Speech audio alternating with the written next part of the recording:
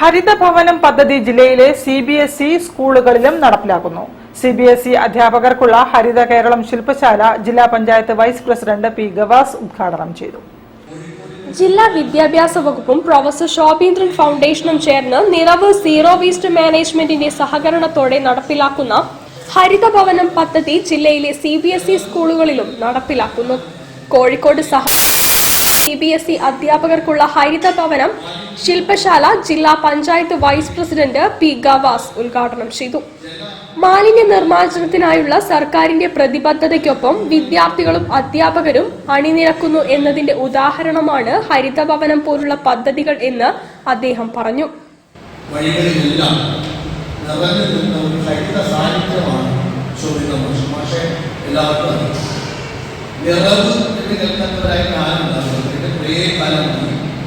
കോഴിക്കോടിനെ മാലിന്യമുക്തമാക്കാൻ പ്രത്യേകിച്ച് നമ്മുടെ ജലമാർഗങ്ങളെ കൂടി പരിസ്ഥിതിയുമായി ബന്ധപ്പെടുത്തി കൊണ്ടുപോകുന്നു. കനോലി കനാലിനെ കൊണ്ടുപോകുന്നതിന് അൽ ഹറാമിൻ സ്കൂളിൽ നടന്ന ചടങ്ങിൽ പ്രിൻസിപ്പൽ ഡോക്ടർ സലീൽ ഹസൻ അധ്യക്ഷനായി.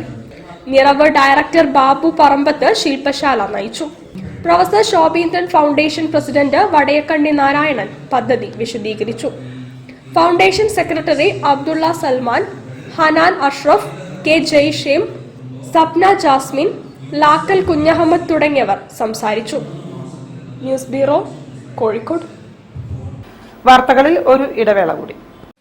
ക്യാൻസറിനെതിരെ പൊരുതാനായി കാലിക്കറ്റ് സിറ്റി സർവീസ് സഹകരണ ബാങ്കും MVR ക്യാൻസർ സെന്ററും സംയുക്തമായി അവതരിപ്പിക്കുന്ന ക്യാൻസർ ചികിത്സാ സഹായ പദ്ധതിയാണ് മാസ് കെയർ.